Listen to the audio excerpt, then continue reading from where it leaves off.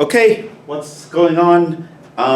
Doing things slightly differently today because I know a lot of people have been given the go-ahead to stay home from work with all that's going on, but I actually come in 5 days a week. So I figured let's kind of, even though I'm here by myself, I'm definitely obeying the social distancing idea. It would be nice if I don't have to come in 5 days a week. So I figured I'll record my Friday lecture on Thursday, and then instead of recording it on Friday where I would have answered questions on my Wednesday lecture, essentially upload 2 lectures back to back and do a Q&A session on Friday where I literally only answer questions about what was asked in the previous 2 lectures, the ones that I recorded on Wednesday and Thursday. And by doing that, I think I'd be able to do the Q&A session at home. I'm not comfortable doing an entire lecture at home, but a Q&A session at home I think would be fine. I just, I don't know, I think at home I don't really have a huge blackboard or anything like that to give a really nice experience. But if I'm just answering a couple questions and making clarifications, then I would use, you know, like Zoom with a electronic whiteboard and like write on it and then talk.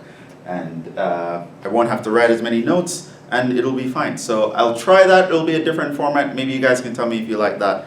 But that's my plan for this week. That's what I'm doing. So it's done. That being said, we are going to continue with, as you see here, curve sketching. So curve sketching, as the name suggests, is going to be us sketching curves. We're literally going to go back to graphing. But we're going to be doing graphing in a lot greater detail than you're probably used to doing it. And we're going to use calculus to help us do that. Now, curve sketching is kind of a weird topic because it's one of those things where really,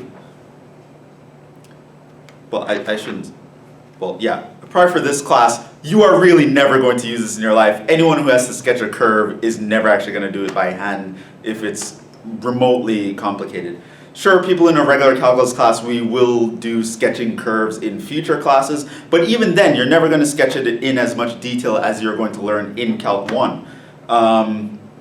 And if you need to sketch anything complicated, you would actually just sketch it with a computer. Why are we doing curve sketching? Well, there are a lot of things that we learned about derivatives and a lot of nuances that come from the first derivative and the second derivative. And curve sketching is actually a good way to test your knowledge on these nuances. So it's kind of like a visual way for me to know that someone really understands what a first derivative is, what it can tell you about a function, what a second derivative is, what it can tell you about a function. It's a way of actually talking about the nuances of the higher derivatives. So in that sense, it's just a tangible way for me to know that you understand how these different derivatives are being used. And so I can tell just by looking at a picture, all right, this kid knows what a derivative is about. So in that sense, it's a really good thing to be able to do. Just from a testing perspective, there are very few ways I can test you on the nuances of derivative besides doing a curve sketching problem in the same general way. So that's what we'll be doing, curve sketching. Now this one, there is a handout that goes along with this lecture. I will post it down in the comment section, a link to this. So the first page is just titled Curve Sketching, where I literally tell you the steps on how to actually sketch a curve. Notice that it involves multiple steps, 6 steps in fact. Now each individual step are a bunch of things that you would have individually known how to do. Things like, oh, find the x and y intercept, find the domain. These things you knew since pre-calc. Find the asymptotes, that I explained in the last lecture. Find the integrals of increasing, decreasing, locations of maximums and minimums, and find the inflection points and concavities. That I covered in lecture 10. So individually we know how to do all of these things, but now we're going to put them together to create a thing of beauty, to create a picture of a function. And that way I can, just by looking at the picture, know that you knew how to use the derivatives to construct this picture. But we're putting a lot of things together. There are a lot of mistakes that can come into making this. I made some rookie mistakes here. Just things that, they're very silly mistakes that I've seen over the years where you really have no, like, it's really odd to me that these are mistakes that would have been made. So one thing that I would point out here, and I'll point out some more as time goes on, is that students will draw a picture that contradicts the previous 5 steps that they did. So they'll find something that, like, for example, oh, that there are 2 X-intercepts, yet they'll draw a picture with 3 X-intercepts or 1 X-intercepts. Like, there's no way that that's correct. Like you did in step 2 that there were 2 X-intercepts. Why would you draw a picture that does not have 2 X-intercepts? I don't know, but people do it. But things like that, just consistency is the biggest issue that I've seen here, where someone can actually do some calculations. It might be right or wrong, but their picture contradicts the calculations that they do. So mistakes like that, and there are other silly algebraic mistakes that people can make. But yeah, I'll talk about that.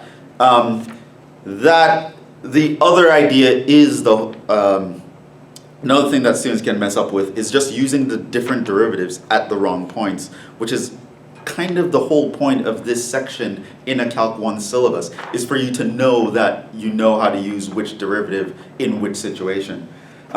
Here are some examples. I'm going to do a couple of those and at least one of these. So to start off, there's a set of examples up here where it's just to get you used to the idea. They're going to be easier functions than I would probably ask you to do on a test, but you can learn all the 6 steps by going through these. But chances are on a test, I'm going to give you an example like one of these 3 down here, where the function is a little bit more complicated, and I give you the derivative. So I'll tell you what the first derivative is, I'll tell you what the second derivative is, then I'll ask you a bunch of questions about the function. And it will pretty much be exactly, almost word for word, what this looks like. So I'll say, consider this function. The forms for the f prime and f double prime are given. You don't need to verify them. Find the intercepts, asymptotes, relative extrema, intervals of increase and decreasing intervals of concavity, inflection points, and use this information to sketch the graph above. Indicate these features on your graph. So that will be the problem. I'll give you the function, I'll give you the first and second derivative, and you pretty much sketch a picture or a graph of the function. That's kind of the gist of it. Everything you need to know is in the handout. So what I will be doing today is just going through a bunch of examples of me using these 6 steps to actually create the graph of a function. What you would have to be able to replicate on in some testing situation, which again, no official word on how we'll be doing testing yet, but I'm pretty sure that we are coming close to what that might look like. I think some of the senior faculty have been implementing some long distance testing, and I pretty much want to know, is that what the entire department is doing or not? And if it is, I will put that into effect. If I'm allowed to, I already have some ideas of what I want to do for testing, but I just want to make sure, is the department doing a kind of united testing protocol, or am I allowed to put in my own protocol, provided that I meet certain criteria, which either way, I should have an answer for you pretty soon in that regard. We really have only one test left over, as well as the final. Quizzes for now are suspended, but yeah. Let's actually jump into things. Let's do this. So what I want to do is start with 2 simple examples, and then I'll go to a more complicated example. But all the examples are going to be important, so let's actually just jump into it. Suppose my first function is 1 over x squared. Now, I know you all know how to graph 1 over x squared. It's one of those things that I said you should know how to do by heart. Let's actually see if going through this 6-step method actually gets us there as well. So, let's say hell freezes over, you forget how to graph 1 over x squared. How do you actually go about constructing the graph again, without doing something as archaic as plotting points? Because, once you're in calculus class, you don't do that anymore. So, the first thing is to know the domain. That's step 1. Now, the domain you should realize is all x except 0. So,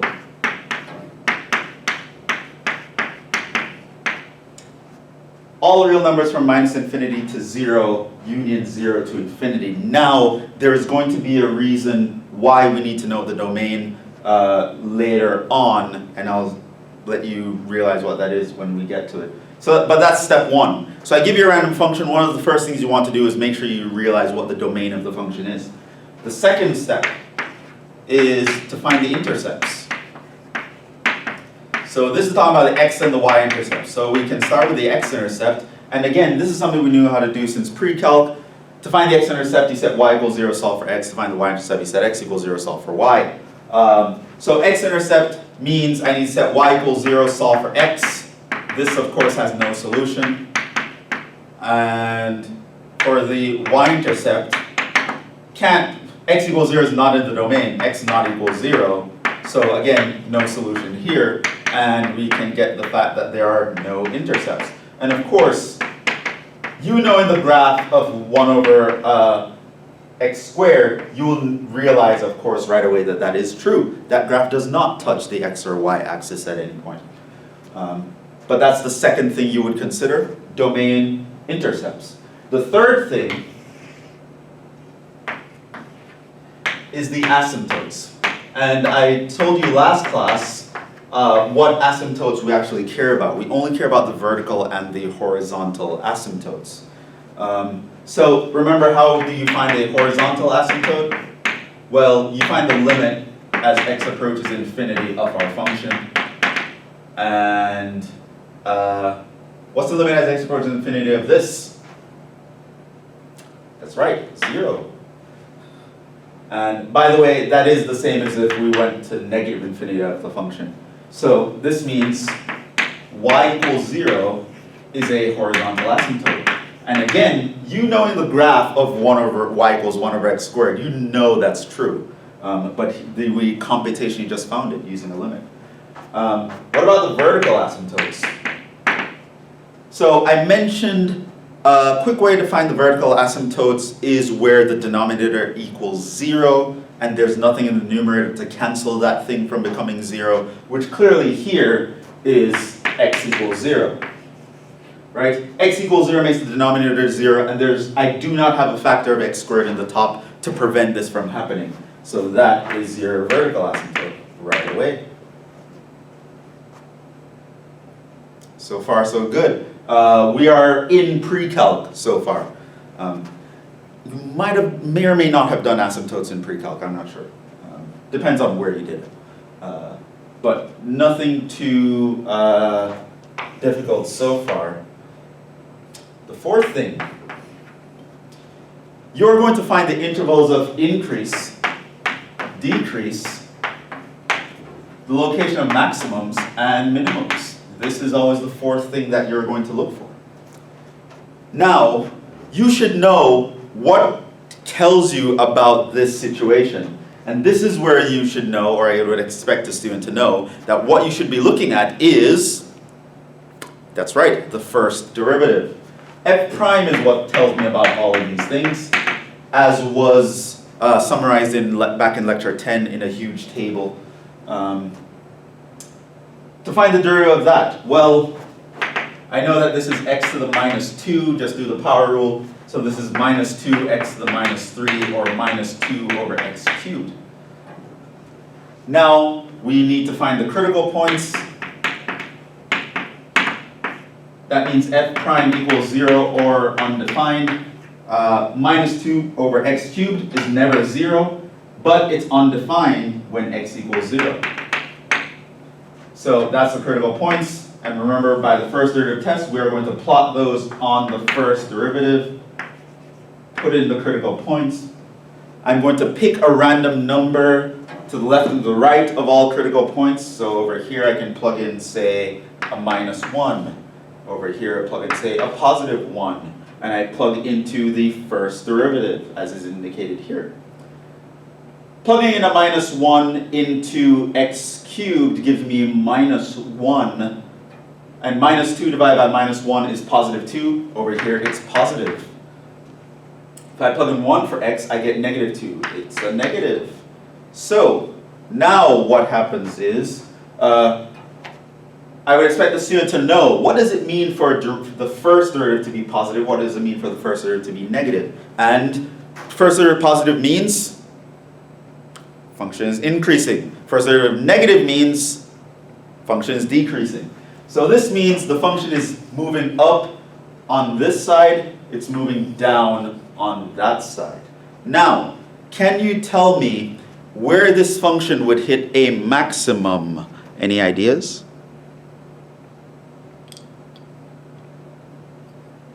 Now, if you said x equals 0, that is incorrect, which is a very common error for students to make. How do we know? Well, this goes back to that rookie mistake I mentioned before. Be careful that none of your conclusions actually contradict previous conclusions.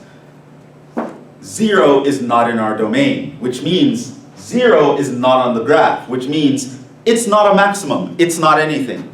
There is no maximum. So normally we recognize a maximum by your increasing on the left, decreasing on the right. But if you go back to lecture 10, you'll realize that the function had to be continuous at the point in the middle for this to work. The function is not continuous here. So there is no max or min here. So here I can talk about where it's increasing. It's increasing from minus infinity to 0. I can talk about where it's decreasing. It's decreasing from 0 to infinity. In terms of max, there is none. And in terms of min, there is none.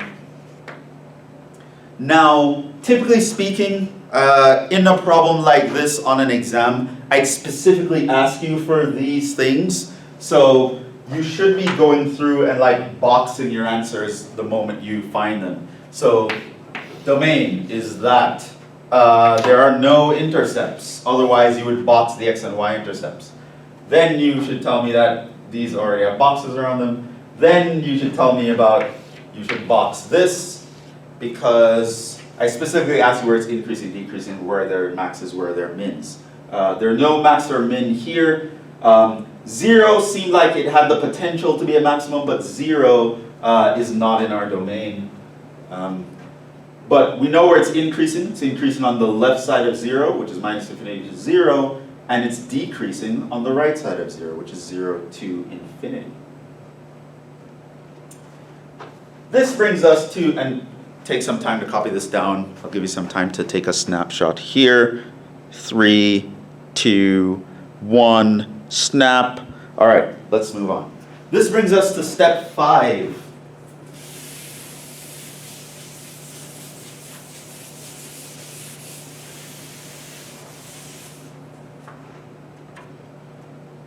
Now, step 5 is where we talk about concavity. Where are we concave up?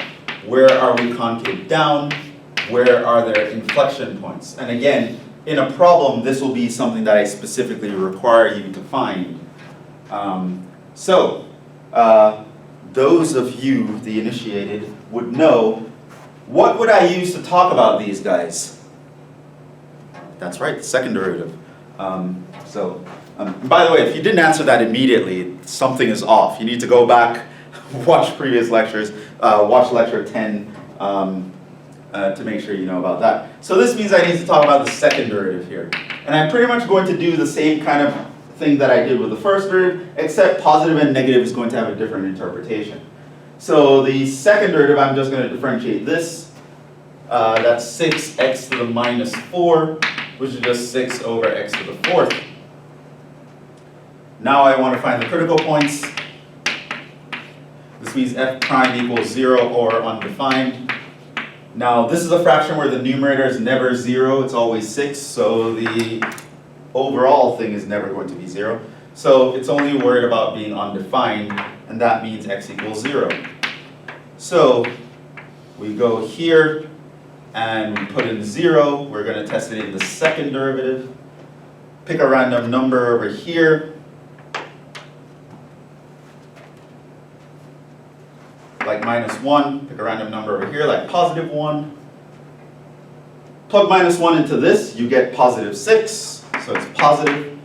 Plug a positive 1 into that, you get positive again, so it's positive and positive. So, in this situation, what does it mean for the second derivative to be positive? Right, it means the function is concave up. What does it mean to be concave up? That's right, kids. It means the function is shaped like a cup. Up like a cup. Up, smiley face, we're happy. It means the shape is like this. Because it's positive. Shape is like this. So concave up like a cup, concave down like a frown. So if it was a negative here, I would know it would shape like a frowny face. But this actually shapes like a smiley face on both sides. By the way, at this point, 0 isn't even a candidate for an inflection point. Because remember, inflections occur when we have a change of sign on either side. And we're continuous at this point. So not even a chance of getting an inflection here. So there are no inflection points, which again, you know the graph of 1 over x squared. And you remember what it means to be an inflection point. If not, go back to lecture 10. That should make complete sense to you, that this does not have an inflection point. However, I would summarize what we know here. We are concave up on minus infinity to 0, union is 0 to infinity. We are not including 0, it's the critical point. We are concave down nowhere. Inflection points, I and F, there are none. And that is a part of your answer.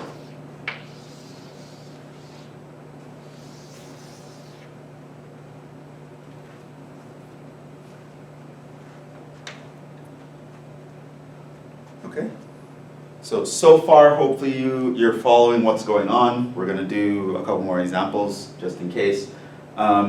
So what you notice is going to happen here is, this is step 5, which is one step below the last step, right? Because there are only 6 steps. And so pretty much what we're going to do is we are going to put all of this information into step 6, drawing a picture, putting it all together in a nice little beautiful package. So take a snapshot of that, and we're going to move on. So I'm going to erase all of this, so make sure you got that copied. 3, 2, 1, let's go. All right, so what we're going to do is we're going to put this all on a graph. Now, here's how I like to set this out, which I think it's good if you do this.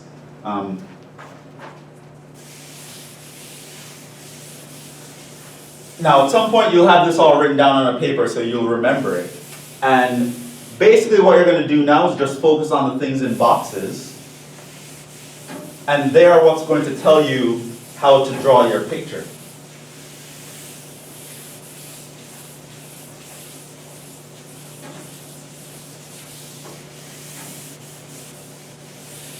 So here's what the sketch is going to look like.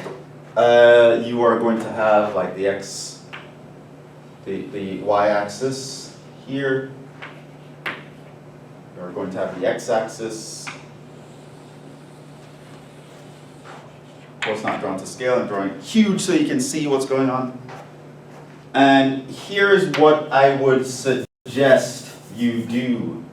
So the first thing I would do here, and I'm going to kind of write the steps in on the corner here. First thing I would do is to plot intercepts, then extrema. And in this case, we don't have any. There is no X-intercepts, there is no extrema. We'll do other examples where they are, and we'll literally just put a dot in the positions to represent them. But we don't have those in this case. The next thing I would say to do is to put in intervals of increase, decrease. So, I would kind of go in order. I would put in the asymptotes.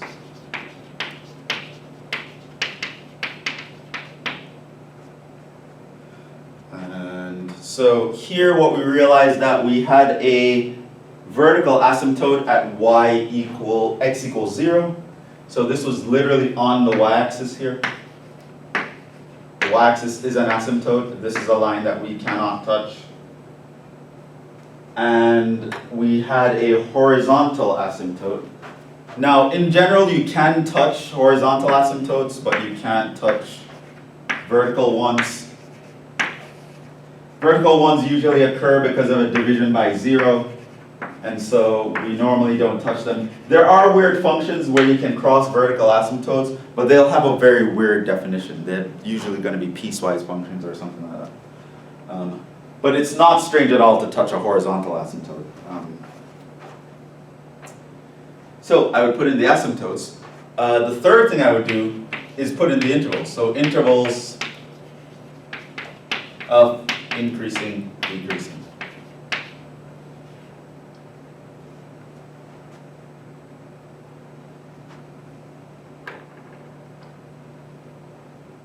So what we saw in step 4 is that we were increasing all the way up to 0. So how would I put that in? Well, I would put in here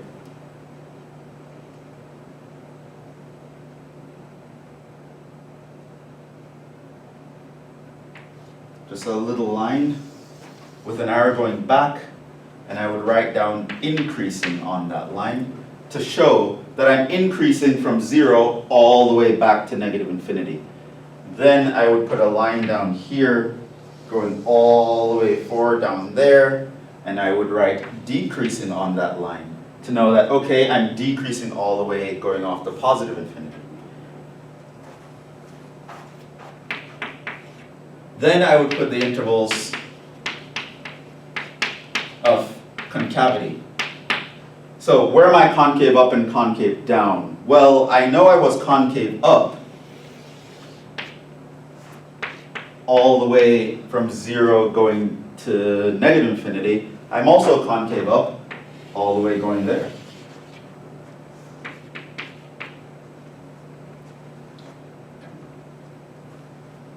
The other set of points we want to put in are inflections. You could do that even in the beginning. I would recommend that you plot all points in the beginning. So intercepts, anything that you would identify as a coordinate, your intercepts, your maximums and minimums, your inflection points, you would plot those all right up front. Because how these intervals here set up, how they're situated, how they relate to each other, is going to be determined by what you pick for the points, how you're measuring the x-coordinates. So I would put in those intervals, and now, after that, I would draw the sketch. So in step 6 of this process, there are kind of really 5 ways in which I would break it down. These are the things I would do first. So I'll plot the intercepts, the maximums and minimums, and the inflection points. We had none of those for this particular example. Then I put in my asymptotes. We know we had a horizontal one at y equals 0, we had a vertical one at x equals 0. Then I would put in my intervals. So I literally just write arrows where the increasing or decreasing apply. And I do the same for concavity, concave up, or concave up everywhere. Now I sketch. Now I need to come up with a sketch that will obey everything that I have on this picture. I can literally ignore all the previous calculations that I have up to this point. Now I just want to draw this picture. All the information I need to know is on this picture right here. Now, how to actually get the sketch?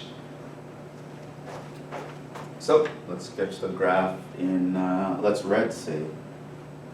I don't think I have any other color. Well, I have yellow, but I feel like it's very weird to sketch a graph in yellow. Let's sketch it in red.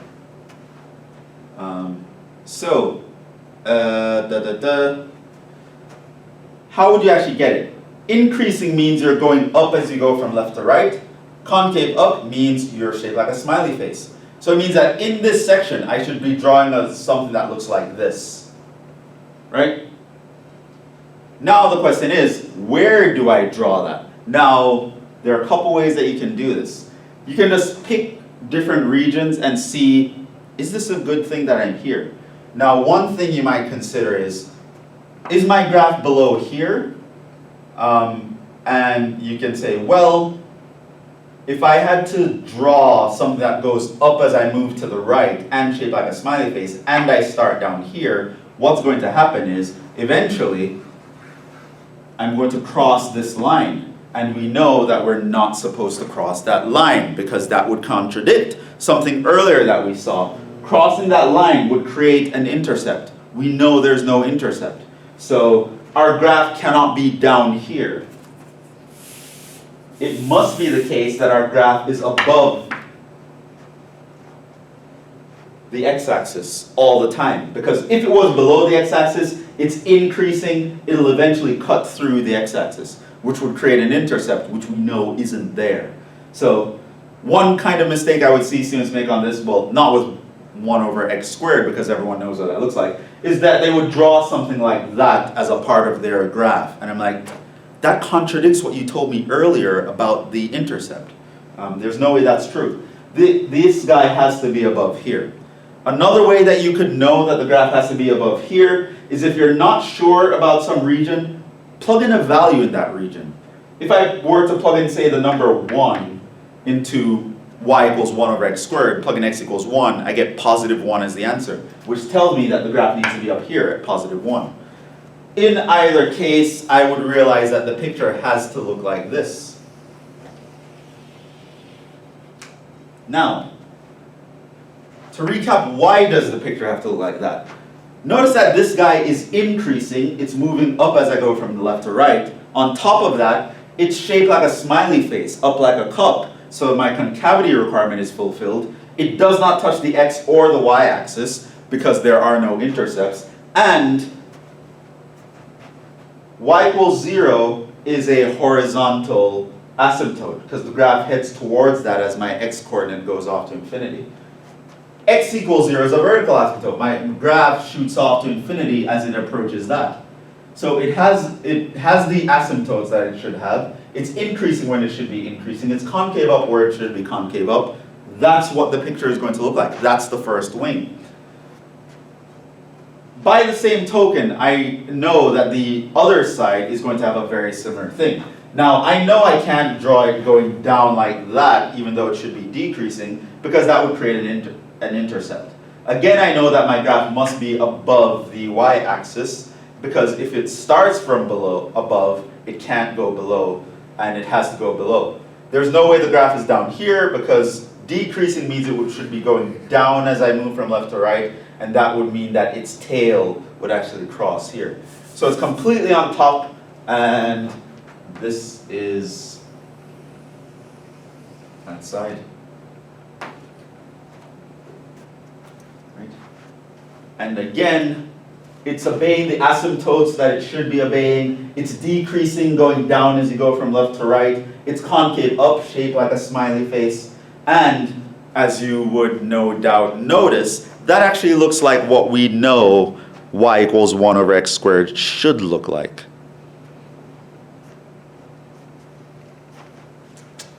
So we're good there. So hell froze over and you forgot how to graph y equals 1 over x squared. That's how you'd go about graphing it. And I guess you can copy that down if you want, but you should know what that looks like. So let's actually do this again, because it was, no one step is very difficult, but it's a huge process, quote unquote. I mean, we've done a lot of things with 6 steps in it so far, and I think the next topic we're going to cover, optimization, also has 6 steps, but it's still a hefty thing. In terms of a typical Calc 1 exam or final, the curve sketching problem will tend to be the longest problem on the entire exam. It's just a lot of things to go through, so it's just going to take a lot of repetition of you just running through these steps over and over and over, and just to get used to it.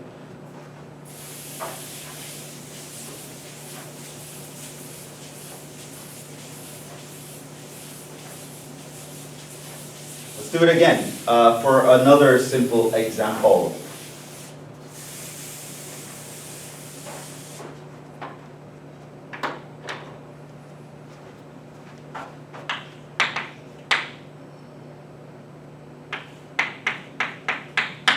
We've got x to the fourth minus 4x squared. I think that was a guy we spoke about last time.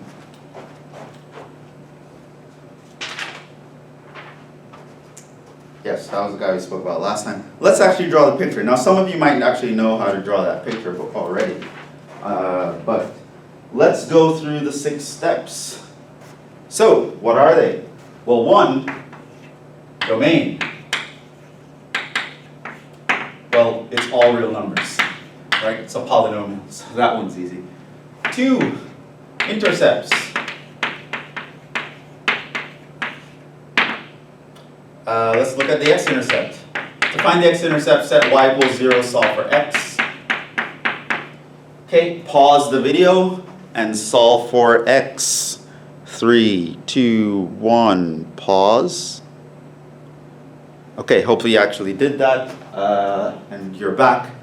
But by the way, again, I know I say this in every video, but please, I'm begging you, whenever I ask you to pause the video and try something, it is super important, muy importante, that you pause the video and actually try it on your own. Just watching me do everything is shooting yourself in the foot, honestly, especially at the long distance learning thing that's happening, and you can't ask me questions in real time and feedback. It's very important that you fully try to understand what you know from what you don't know by actually trying things on your own. It's the only way to actually learn something. You watching me here, it's not learning. Even if you feel like you're understanding everything I'm saying, it's not learning. You need to actually be practicing on your own, doing homework, doing practice problems, actually trying at certain pauses when I try to ask you to do it. So please, pause the video, actually try to solve that for x. Hopefully you did it and you got something, well, you got this. So we know to solve equations like this, you would factor. And so you get x equals 0. You also get x equals plus or minus 2. Those are your x-intercepts. For the y-intercept, you plug in x equal to 0 in the original one. So y equals 0 is your y-intercept. So those are the intercepts. Next thing we want to do is we want to find asymptotes. Now, none, right? Polynomials don't have asymptotes. Now, one way you can see that pretty easily is if I take the limit as x approaches infinity of that, it will go off to infinity, so I don't get a constant, and I don't have division by 0 or any x value that I can't touch on a polynomial. So it's none, polynomial. Polynomials don't have asymptotes. Which brings us to the next step, the 4th step. We want to do increasing, decreasing, max, min. Which means we're going to look at the first derivative. The first derivative is going to be 4x cubed minus 8x. And you set that equal to 0 or undefined, that because we want to find critical points. Now, it's never undefined because it's a polynomial, so we only care about where it's 0, which means we just solve this equation equals 0. So find the critical points here. Pause and find the critical points. 3, 2, 1, pause. Okay, hopefully actually you found the critical points and you got something similar to this. So I would factor out a 4x here. That would leave me with x squared minus 2. So I get x equals 0 or x equals plus or minus radical 2. So I'm going to put that on a number line. This is 0. Put in just a little bit there. 0 minus radical 2 plus radical 2. I'm going to test this in the first derivative. I'm going to plug in random numbers in between these things. So I plug in like a 1, a minus 1, a 1, a minus 2, a 2. Those guys are in between because radical 2 is around 1.4. 1.414. So now I would just plug those numbers into the first derivative. Now, pro tip here, here's another tip, a little trick for you. It's pretty much always going to be easier to plug it into the factored version of your derivative than it is the original version. And heck, I could even factor this even further. So this is minus radical 2 plus radical 2. Why is because we don't care about the value of the derivative, we care about the sign of the derivative. So I just care that the fact that whether it's a positive or a negative sign is what I'm interested in. Once it's factored, it's easy to see what the sign of each part is, and so it's easy to see what the sign of the overall thing is. So, for example, if I were to plug in 1, this would give me a positive, 4x would be positive, this would be negative, and this would be positive, right? You notice that? So if I plug in x equals 1 here, positive, negative, positive, right? So overall, it's a negative here. If I were to plug in 2, positive, positive, positive, so positive over here. If I were to plug in minus 1, negative, negative, positive, so this is positive here. And if I were to plug in minus 2, negative, negative, negative, so that's 3 negatives multiplied, so that's a negative sign. And it's the first derivative, so we know negative means decreasing, positive means increasing, negative means decreasing, positive means increasing. So we have that, right? Now, can you tell me if there are maximums and minimums here and where they would occur?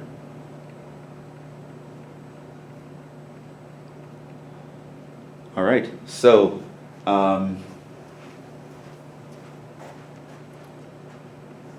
this is a polynomial, so it's continuous everywhere. So pretty much these point, this point, this point, this point are extrema.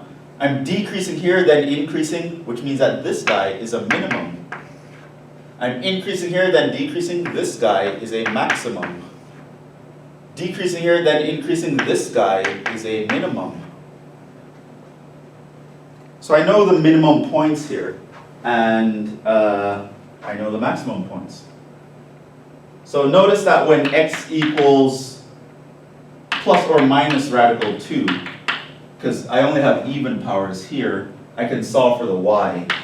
Y is going to be radical 2 to the 4th minus 4 times radical 2 squared. So that's going to be 4 minus 8 is minus 4. And of course, if I plug in x equals 0, I get y equals 0 as well. So that leaves me with step 4.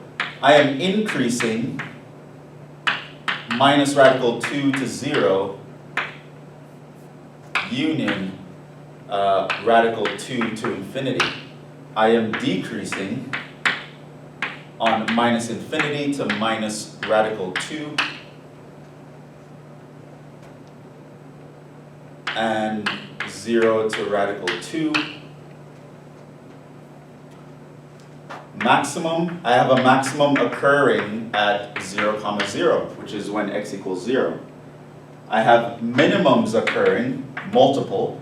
I have one that occurs when x is minus radical 2, and my corresponding y coordinate would be minus 4, comma, I also have one occurring at radical 2, comma, minus 4. I want you to also appreciate that I have unions here and commas here, because this is literally a list of points, whereas this is an interval. So that's the difference there. And this is a part of the answer.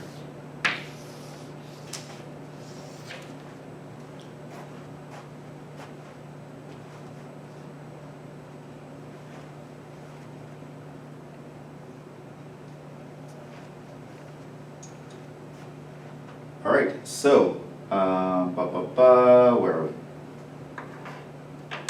That's step 4 in this situation. I should probably write this stuff down for when I erase so that I can remember it. Let's take a snapshot just in case here.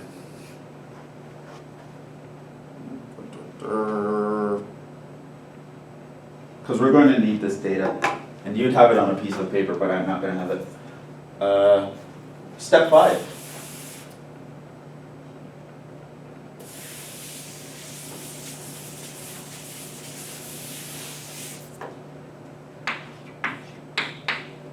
We're going to look for concavity, concave up, concave down, and any inflections. So, the second derivative tells us about this.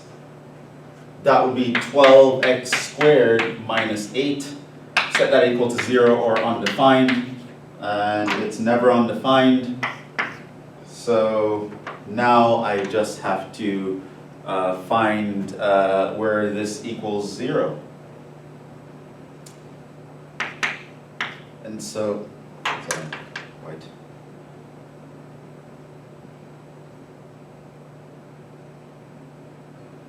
X squared minus 8. Yeah, so here, common term, I guess, is a 4. So you have 3x squared minus 2 equals 0. So my x would be 2 over 3 square rooted plus or minus.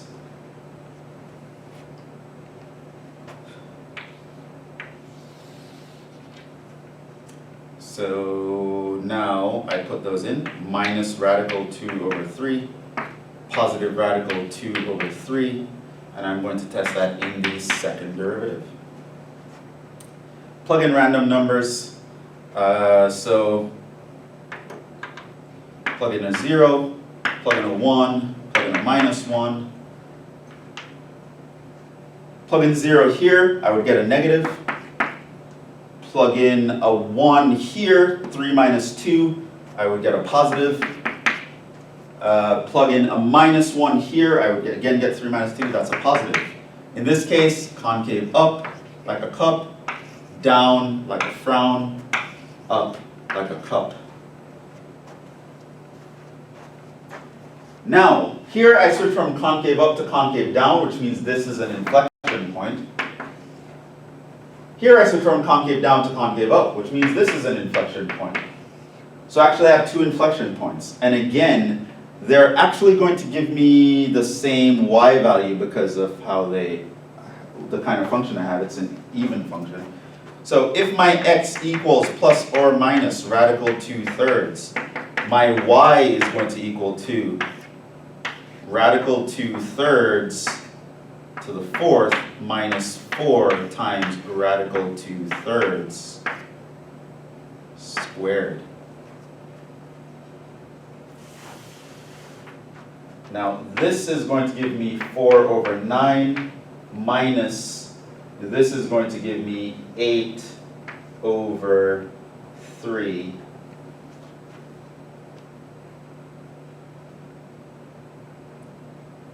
which I can multiply this last fraction here by 3 over 3. That gives me 24 over 3. So this gives me minus 20 over 3. So that's 6 point something, 6 2/3, minus 6 2/3. So now I can summarize what I know from this situation.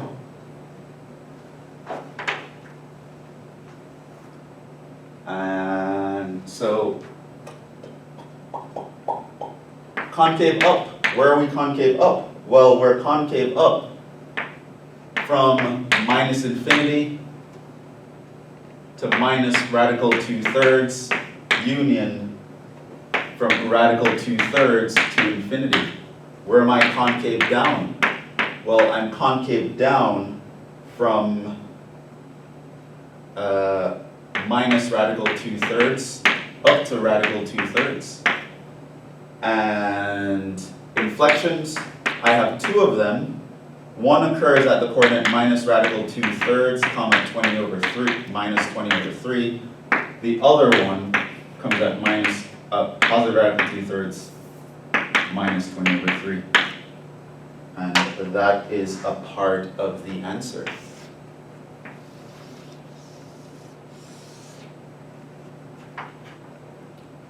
And that's the info that we have from step 5. Let me actually take a picture of that again because we're going to need it. Just in case I forget what these specific numbers are here. And I'll give you some time to copy that down. So 3, 2, 1, pause. Okay. Yeah, now we get to step 6, which is to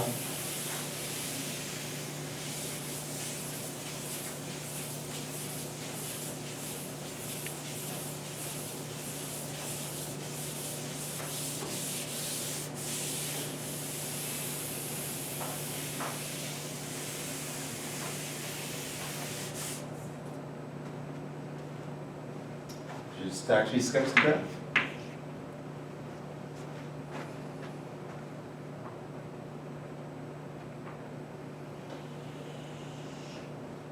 Like I said, we're going to put in all our data.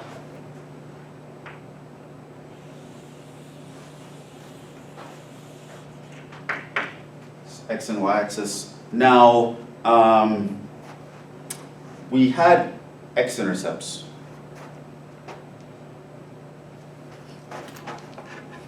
Forgot what they were. Was it 0 plus or minus 2?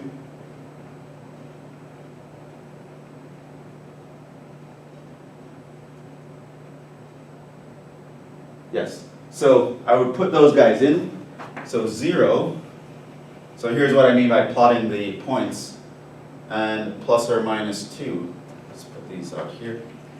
It's not drawn to scale, and I don't expect you to be drawing notches on this stuff because it just makes your life harder. Pick something that's situated in a nice way so that you can just write the points in. And the y-intercept is already there as well. Asymptotes, there are none. Maximums and minimums.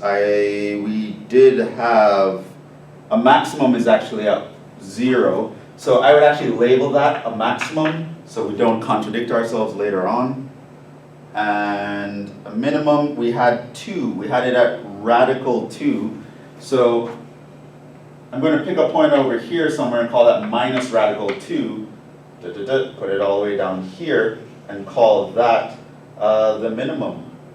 So this is a minimum that would occur at minus radical 2 comma minus 4. And I have another one at positive radical 2.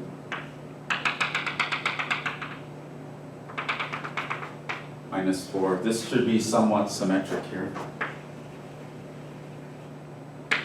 Minimum.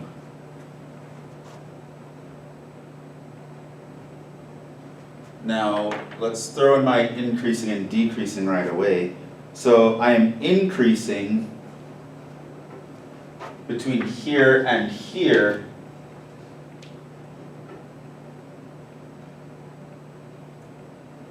I and C. I am also increasing from radical 2, which I'm calling this guy radical 2, all the way up to infinity. So I and C. And I am decreasing everywhere else. So in between here, I am decreasing, and from here, going back all the way to negative infinity, I am decreasing.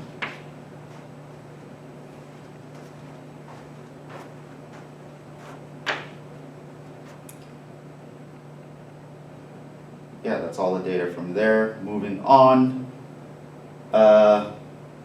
Inflection points and concavity. So the next step tells us about concavity. We're concave up.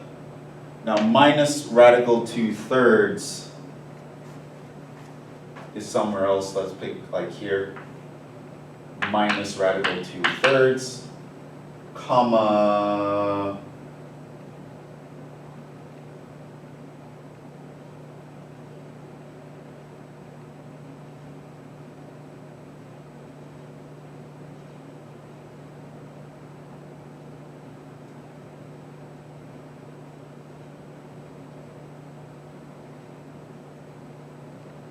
is this right? Comma minus 20 over 3.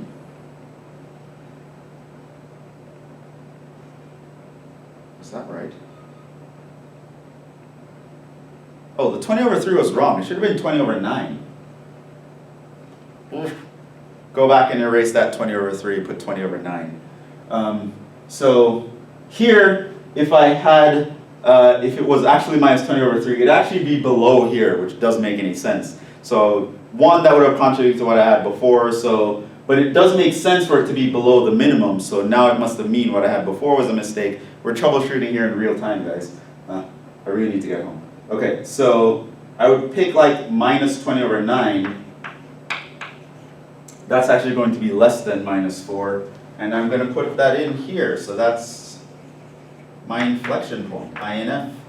I'm also going to have another one at radical 2/3, the same level, minus 20 over 9. That's INF.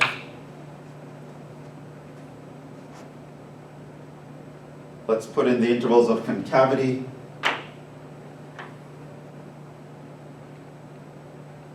So I am concave up from here, going back, concave up.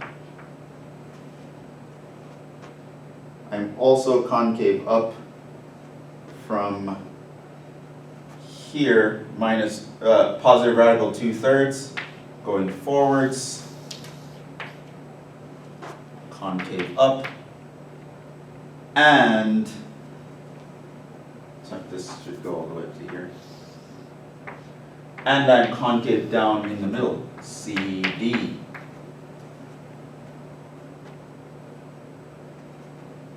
And I have my inflection points there. Okay, yeah, and that's all the data that we have. So now let's actually just draw the picture.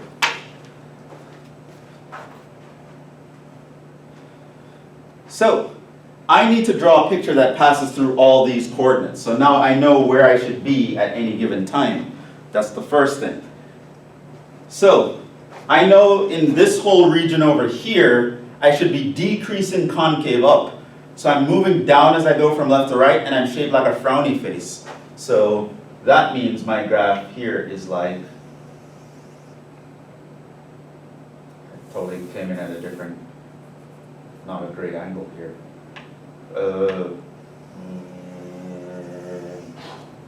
Something like that. So I pass through these two coordinates. Now over here, I am increasing, but I'm still in the concave up region. So I switch to increasing concave up here. So here, decreasing concave up, as is indicated by this, passing through these two coordinates. In this region here, I'm increasing concave up, so I still shape like a smiley face, but now moving up as I go from left to right. In this region, I'm still increasing all the way up to this point, but at this point I switch the concave down. So here I increase like a frown. Right? So an inflection happens here. I was concave up, switch to concave down. Now once I pass this point, I am now in the decreasing region, and I'm still concave down. So I'm decreasing now like a frown. So I'm going down as I move from left to right, but I'm like a frowny face. I'm still in the decreasing region, so I'm still going down, and I know I need to be going down because I need to hit this point. But at this point, I switch to being concave up. So I'm still decreasing, but now I have a smiley face.